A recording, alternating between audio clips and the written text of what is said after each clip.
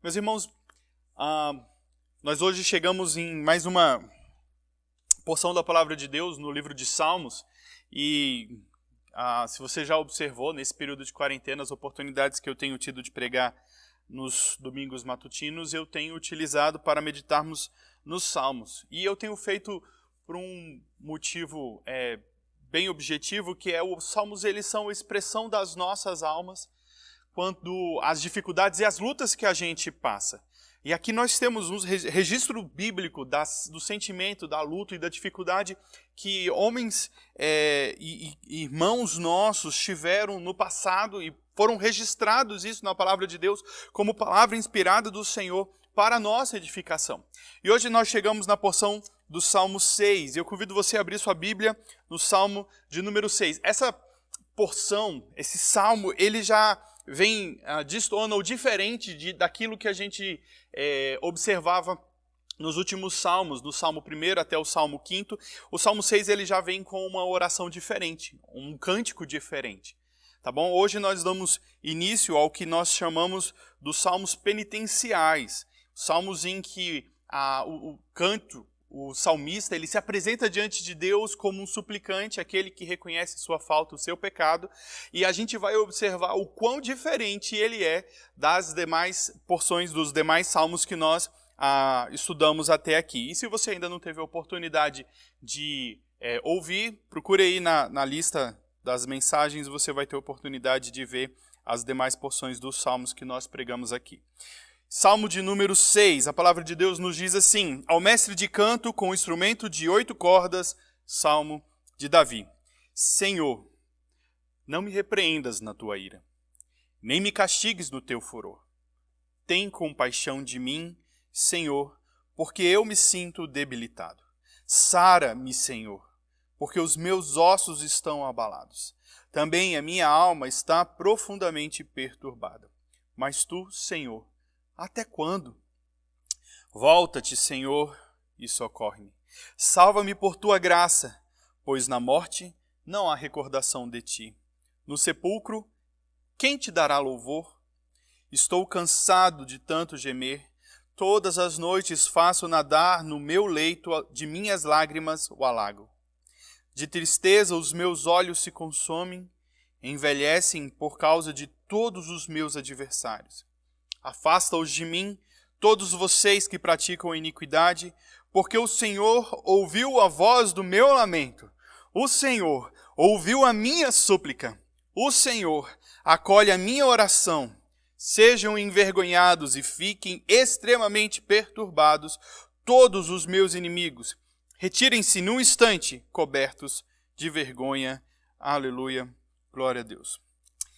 O Salmo 6, como eu comentei, ele apresenta diante de Deus uma oração no sentido de um lamento. E esse é um salmo penitencial, onde Davi está apresentando diante do Senhor o seu pedido de perdão ou o seu reconhecimento de falta. Lamento aqui, a gente precisa aprender e entender que ele é diferente de uma murmuração. Enquanto que o povo de Israel, a gente tem os exemplos de murmuração, quando o povo de Israel, saindo do Egito, se queixava diante de Deus por aquilo que Deus estava fazendo com aquele povo. Enquanto que o lamento, aqui o salmista, ele reconhece a sua condição, ele apresenta diante do Senhor a sua situação, reconhece que Deus está justamente agindo na vida dele, e ele pede: Senhor, misericórdia. Senhor, até quando? Senhor, tem compaixão de mim. Senhor, está doendo demais. E aqui ele se mostra condoído e sofrido daquilo que ele estava vivendo, e diante do Senhor ele pede por libertação, por salvação. E eu queria que você pensasse junto comigo aqui nesse momento sobre situações da nossa vida. Em quantas e quantas vezes eu e você não nos sentimos acometidos de uma tristeza profunda que abala e entra dentro dos nossos corações, no íntimo da nossa alma, no nosso coração, por conta de algum pecado que eu e você podemos ter cometido, e sentimos assim a distância e nos distanciando de Deus, sentimos-nos então sofridos e doídos. E como que esse momento das nossas vidas é tão intenso e marca as nossas almas ao ponto de abalar as nossas estruturas, o nosso coração, o nosso interior. Que a realidade do nosso relacionamento com Deus marca e é impactada por conta daquilo que nós estamos vivendo junto com o Senhor por conta dos nossos pecados. Esse salmo ele está falando a respeito de situação de pecado que Davi havia cometido, e aí eu já quero adiantar que o texto não nos diz qual é o pecado que ele cometeu, qual é a situação que ele viveu. E se a gente buscar na história do rei Davi, nos livros de 2 Samuel, Reis, 1 Samuel, a gente vai observar várias situações na vida dele.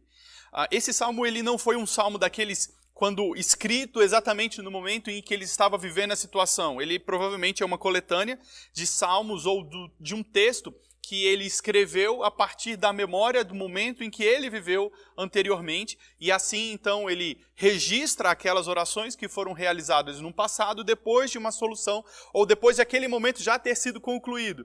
É como se a gente parasse hoje aqui, lembrássemos-nos de 10 anos atrás, e aquela memória, aquela emoção, aquela realidade voltasse nos nossos corações, e então lembrando-nos daquela oração, daqueles clamores, dos nossos lamentos realizados diante de Deus no passado, nós registrássemos isso em forma de canto. Então esse é a forma como nós vemos aqui, porque ele tem um início e um fim completo, e é diferente de quando a gente observa a exata realidade de estarmos vivendo uma situação em que a gente não tem uma conclusão imediata, mas sim a gente observa aqui um passar de tempo nesse momento de luta e de sofrimento que Davi estava vivendo. Nós muitas vezes, então, assim como o rei aqui ele estava registrando, Davi, o salmista, vivemos situações que nos nossos corações temos impactadas por conta de pecado, e esses nos afastam de Deus. Fazemos-nos, então, distanciar-nos do Senhor, e isso me traz à mente exatamente a história do peregrino, um livro bastante conhecido. Se você ainda não leu, eu convido você a ler. O livro Peregrino, de John Bunyan. Ele conta a história, faz uma analogia ou uma alegoria a respeito da vida cristã, em que enquanto o cristão encontrado por Cristo, ele é direcionado até a cidade celestial. E em um dos momentos da história ali do livro do peregrino, a gente observa o cristão ele sendo seduzido pela sabedoria do mundo e por companheiros que ali o estavam tentando desviar do caminho, ele tenta pegar um atalho. E nesse atalho ele sofre tremendamente várias situações e angústias tomam sua alma e o seu coração ao ponto dele quase sucumbir. Até que o evangelista o encontra mais uma vez e aponta para ele mais uma vez o caminho adequado que ele devia seguir, por mais difícil que ele pudesse ser. E quando a ideia que eu queria trazer com a metáfora ou com a alegoria do peregrino é que enquanto nós permanecermos nos caminhos do Senhor, o Senhor ele não se desvia dos seus caminhos. Nós muitas vezes nos afastamos de Deus. Deus está sempre conosco, mas nós nos desviamos e nos sentimos inadequados, inaptos. E ali, por causa disso, nós não queremos nos relacionar com Deus. Nós sentimos vergonha, medo, não queremos orar. A gente não ora porque tem aquele receio de que Deus vai desnudar os nossos corações e apontar para nós mesmos os pecados que nós já temos consciência. Nós não queremos ler a Bíblia porque sabemos que quando a lermos, nós vamos encontrar ali a realidade do meu e do seu pecado. Nós não queremos vir à igreja porque fugimos de perguntas que podem nos constranger. E a gente não quer ter o nível de relacionamento com Deus. E talvez esse momento de isolamento seja extremamente oportuno para algumas pessoas. Tem se aproveitado disso. E eu queria desafiar você nesse momento a refletir e pensar sinceramente a respeito de como está o seu relacionamento com Deus. A gente foge com receio e com medo daquilo que a gente pode experimentar diante do Senhor. E temos então um vazio, uma situação de desorientação. E eu queria com você pensar agora a respeito do que Davi tem a nos ensinar a respeito desse salmo. E a primeira referência e o primeiro destaque que eu queria fazer é esse título que nós encontramos no salmo. E não é o título que temos em negrito, às vezes, nas nossas Bíblias. A minha tem um texto em negrito aqui, chama Oração em Tempos de Angústia, e esse texto aqui não é um texto inspirado. Esse é um texto que o editor que traduziu, e é dessa versão que eu tenho utilizado aqui, escreveu entendendo como sendo uma forma de você encontrar um tema a respeito desse salmo. Mas o texto que vem imediatamente antes do versículo 1, quando diz, ao mestre de canto com instrumento de 8 cordas, Salmo de Davi, esse é um título do salmo, escrito pelo compositor. E aqui nós temos uma expressão, 8 cordas. Esse instrumento de 8 cordas, ou em algumas outras traduções, dependendo da versão que você está utilizando, uma oitava.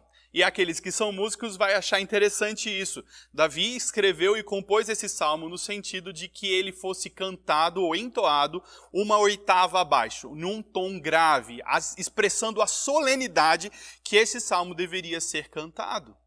Enquanto que numa voz grave e solene, ele estaria expressando exatamente a luta que ele estava vivendo. Não era um momento de cantar com alegria, em que houvesse a emulação da sua voz, mas sim em que ele cantasse solenemente, grave e com a perspectiva da luta que ele estava vivendo e da dificuldade que ele estava passando. Olha como que a gente começa a observar a diferença nesse salmo aqui. É o primeiro em que a gente observa uma dor diferente de Davi em todos os outros salmos que nós já estudamos ou tivemos oportunidade de pregar. A gente consegue observar uma confiança singular em Deus, uma alegria e uma disposição assim de não permitir que ser abalado de forma alguma. Esse salmo é um salmo em que a gente observa que Davi estava consternado, abalado, diferente de todos os outros salmos. Nesse aqui, ele perde o sono. Os outros salmos eu tive a oportunidade de pensar bastante sobre isso, porque ele mostra os seus inimigos vindo contra ele e ele então dorme a noite tranquila.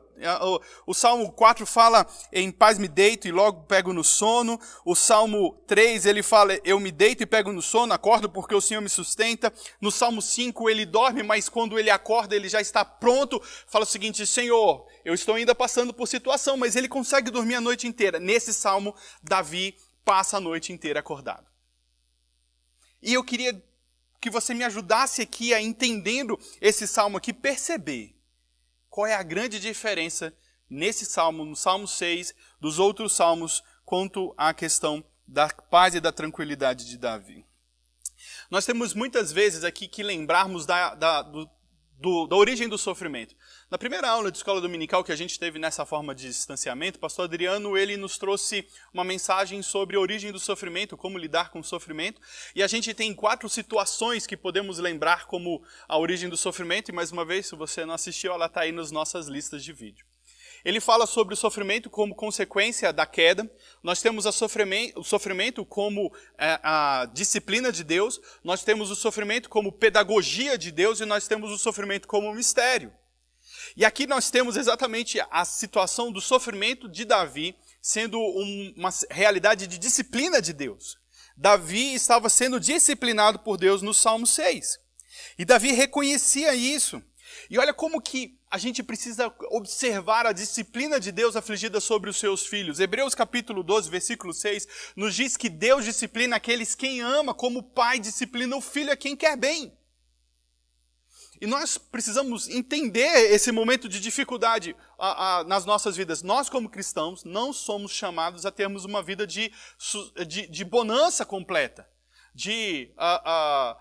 sem dificuldades, sem lutas. Nós vamos passar por muitas lutas. Jesus disse que nós no mundo teríamos aflições, teríamos que ter bom ânimo porque ele já venceu o mundo, mas nós passaríamos por aflições. Mas a maneira como eu e você encaramos a dificuldade e o sofrimento é diferente da maneira como o mundo encara.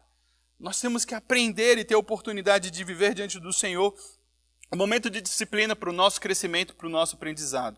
Esse, como eu disse, um salmo de penitência, onde Davi reconhece o seu pecado. E olha como que ele diz, primeiro versículo, Senhor, não me repreendas na tua ira, nem me castigues no teu furor. Versículo 2, tem compaixão de mim, Senhor, porque eu me sinto debilitado, sara-me porque os meus ossos estão abalados, também a minha alma está profundamente perturbada, mas Senhor, até quando? Davi reconhece que a disciplina de Deus na sua vida era devida. Mas ele ora para que Deus não o faça sob ira. Porque se nós formos alvos da ira de Deus, nós não podemos resistir. Nada que o Senhor intentar contra as nossas vidas poderá ser resistido. Ele sabia que a disciplina que Deus estava aplicando sobre ele era uma disciplina devida, que Deus, como justo do juiz, ele sabe que ele estava sofrendo aquilo que era devido, mas pede, Senhor, não me repreendas na tua ira, para que eu não venha sucumbir, para que eu não venha morrer, para que eu não venha perecer. Quando a gente pensa na ideia da ira de Deus sendo aplicada, me vem mais uma vez à memória um dos textos mais conhecidos dentro do meio cristão, que é o sermão de Jonathan Edwards, Pecadores nas mãos de um Deus irado. Quando ele pregando em Deuteronômio, falando sobre os pecados de uma nação, do povo de Israel, leva o seu auditório aos prantos e à agonia quanto ao senso de pecado que eles estavam imersos no desejo assim de receio e medo diante do Senhor, de serem então alvos da ira de Deus. E os relatos históricos contam que as pessoas se agarravam em postes, em pilares, com medo do chão da terra se abrir e engolir as pessoas ali naquele momento, com medo exatamente da ira de Deus sendo aplicada sobre a vida daquelas pessoas. E a ira de Deus sobre o meu e o seu coração, sobre as nossas vidas, é algo terrível. Da mesma forma, o rei Ezequias, no livro de Isaías, quando, mais uma vez, semelhante ao que Davi estava registrando aqui, ele clama a Deus para que o castigo, a disciplina de Deus sobre a sua vida, não fosse aplicada com ira o castigo de Deus não fosse também aplicado com ira. Olha, aqui a realidade que Davi está vivendo, ele pede para que Deus tenha compaixão dele, e aquela aflição que ele estava vivendo, a disciplina que ele estava recebendo, era profunda ao ponto de estar impactando a sua alma, diz no versículo 3, também a minha alma está profundamente perturbada, e ao ponto que isso refletir no seu próprio corpo. Se a gente lembra da confissão de Davi no Salmo 51, quando ele fala, enquanto calei os meus lábios, meus meus ossos envelheciam, e eu me sentia debilitado. Essa é a situação que Davi está vivendo aqui. E quando eu chamei a sua atenção sobre a diferença dos demais salmos, é que todos os outros salmos que a gente já estudou, do Salmo 3 até o Salmo 5 aqui, quando falam da realidade da situação de perseguição que Davi estava vivendo, aqueles que estavam indo contra Davi eram pessoas. Os inimigos que Davi estava relatando nesses salmos eram homens. Eram aqueles que estavam intentando contra ele o mal. Nesse salmo aqui, nós temos Deus como ator da aflição de Davi. E a grande diferença que me salta aos olhos é que em todos os outros textos, quando a gente ouve, Davi ele tinha uma confiança gigantesca. E essa confiança é expressa exatamente naquilo que eu já destaquei, quanto a essa perseguição não lhe tira o sono. Agora, nesse momento aqui no Salmo 6, a aflição causada por Deus, e pode ter sido aqui, o texto não nos diz, de várias formas, pode ter sido aplicada ou infligida por Deus através de pessoas, de homens, mas isso faz com que Davi ele perca o sono. E a causa disso está expressa no versículo 4, quando ele diz, volta-te, Senhor, socorre-me, salva-me por tua graça. Volta-te, Senhor. A intenção que Davi está querendo expressar com essas palavras é que o sentimento que ele tinha naquele momento era que Deus não estava com ele. De que ele se sentia agora abandonado e distante de Deus. Sentimento esse que vários cristãos sentem quando de momentos de angústia, de aflição e em consequência de muitas vezes de pecado. Do nosso distanciamento de Deus. Sentimos-nos agora assim, poxa, e o que o Senhor está fazendo comigo? Senhor, volta-te. Eu quero ter mais uma vez contato contigo, relacionamento com o Senhor. É esse o sentimento que Davi está expressando aqui. E essa é a grande diferença, porque na sequência desses textos, no versículo 5 e nos versículos 6 e 7, nós temos aqui agora Davi expressando a profundidade da angústia que estava no seu coração. O primeiro destaque que eu queria fazer quanto à realidade dessa angústia é que nos versículos 5 e 6 ele fala o seguinte: eu estou cansado de tanto gemer, eu faço o meu leito, a minha cama, o meu travesseiro encharcar com lágrimas, os meus olhos eles ficam inchados e envelhecem, eu não consigo ver direito por causa das lágrimas que elas turvam a minha visão, eu tenho estado desfalecido de tanto prantear por causa da aflição que eu tenho sofrido, por causa do tempo de angústia que eu tenho vivido, por causa do juízo de Deus sobre a minha vida. E percebe quão significativo é a gente observar que a distância que Davi estava sentindo de Deus a respeito dele o fazia agora ter uma atitude, um comportamento totalmente diferente daqueles quando a gente observava a aflição que ele estava sentindo por conta da perseguição dos seus inimigos. Aqui Davi sabe que a mão que o estava afligindo era a mão do Senhor.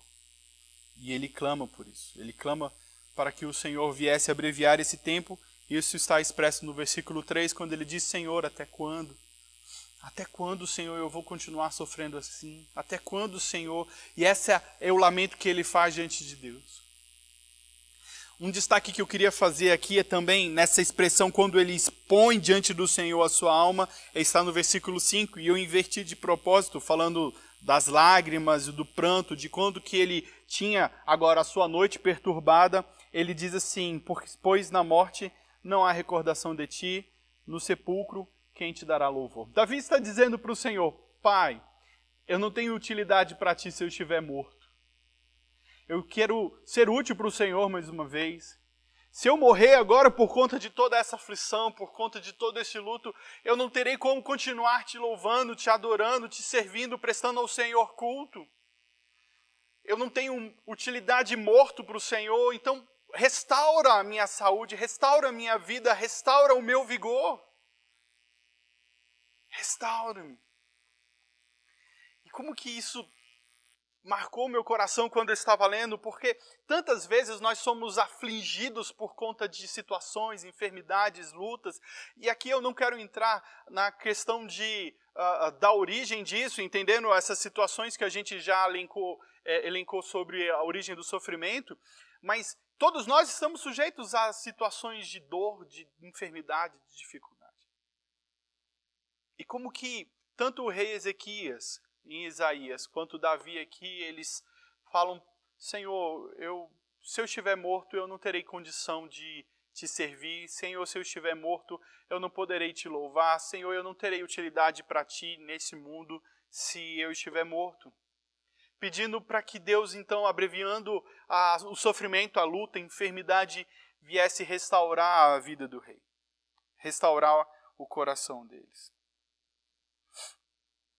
Nós temos no texto também, no final do versículo 7 e no versículo 8, falando sobre inimigos. E aqui seriam inimigos pessoas que estavam aproveitando o momento de sofrimento de Davi e oportunamente tentando agora subjugá-lo.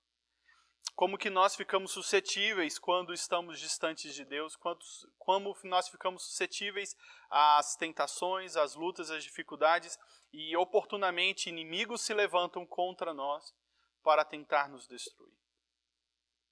Há aqui uma atenção muito grande, um chamado para a diligência, para estarmos alertas, prontos e não permitirmos que situações assim possam estar sendo colocadas nas nossas vidas. Meus irmãos, olha,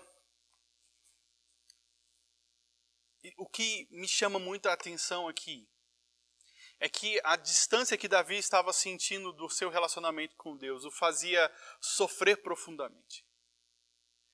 E não há um lugar pior para nós estarmos do que distante de Deus. Não há um lugar pior para nós estarmos do que distante de Deus. quando nós estamos íntimos, próximos, mantendo o nosso relacionamento com o Senhor, nós enfrentamos lutas, dificuldades, nós vamos passar por perseguições, enfermidades, todas essas coisas. Mas a nossa atitude ela é totalmente diferente do momento em que nós nos sentimos distantes de Deus. O nosso reagir é totalmente diferente de quando nós nos sentimos próximos de Deus. Quando a gente está com os nossos corações cativos, nós estamos com a nossa fé fortalecida, os nossos corações buscam ao Senhor e têm sede e vontade de estarmos com Deus. A gente olha para a adversidade e vence a adversidade. Mas quando nós nos sentimos distantes, enfraquecidos, longe do Senhor, aqueles momentos são momentos de profunda angústia, de profunda dor, de profundo tormento nas nossas almas. Como que muitas e muitas vezes, situações nas nossas vidas, nós percebemos o pecado nos afastando e nos distanciando de Deus. E eu aprendo aqui com Davi que a principal reação que eu preciso ter nesses momentos é olhar para Deus e clamar diante dele por perdão, por arrependimento, arrependendo dos nossos pecados, daquilo que nós temos feito, olharmos para ele e falarmos: Senhor, tem misericórdia de nós, Senhor, socorre-me, como diz Davi, e assim então termos a convicção de que Deus ouve as nossas orações. O versículo 8 para frente, ele muda o tom, esse tom de lamento agora, ele passa a ter um tom de esperança e de entendimento de que Deus ouve a oração dele. De que Deus agora, ouvindo o seu clamor, ouvindo o seu lamento, ouvindo a sua súplica, ele acolhe a oração. Por 3 vezes ele diz aqui: o Senhor ouviu a voz do meu lamento, o Senhor ouviu a minha súplica, o Senhor acolhe a minha oração. E envergonhados ficaram aqueles que tentam perturbar. Os inimigos vão embora, se retirem, cobertos de vergonha. Ele então agora percebe que o cenário muda. A situação agora é totalmente diferente. Olha, eu e você estamos sem ter oportunidade de congregar. Sem ter comunhão com Deus, comunhão uns com os irmãos. Mas estamos isolados e podemos continuar tendo comunhão com o Senhor. A pior coisa que você pode viver é colocar como uma desculpa esse momento de isolamento para poder perder a comunhão com Deus. Você não depende exclusivamente de estarmos juntos aqui na igreja para você ter comunhão com Deus. Você tem o Espírito Santo de Deus, comunica a palavra, a vontade de Deus a partir das Escrituras ao seu coração.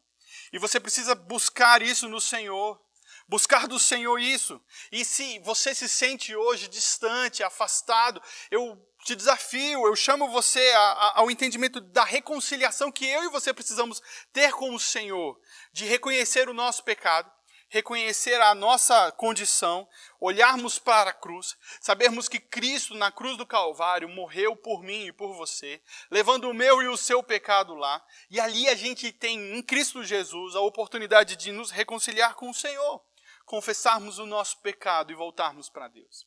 Davi, ele reconhece que a aflição que ele estava vivendo era justa. Ele olha para quem estava fazendo, e ele olha para Deus e recorre a ele como justo juiz. E clama: Pai, tem misericórdia de mim. A minha alma está sofrida. O meu corpo geme. Por favor, Pai, até quando? Socorre-me, porque eu não suporto mais. Eu não aguento mais. Eu choro dia e noite. Os meus olhos estão inchados. A minha cama está encharcada das minhas lágrimas. Ouve o meu clamor. Que essa seja a sua oração nessa manhã. Reconhecendo que de Deus pode vir o socorro. Que de Deus vem a misericórdia. Que de Deus vem o perdão. Feche seus olhos. Quero orar contigo nesse momento. Deus amado, obrigado porque nós sabemos que o Senhor não mantém a sua mão de ira sobre as nossas vidas de castigo por muito tempo. Senhor, tem misericórdia de nós. Tem misericórdia de nós.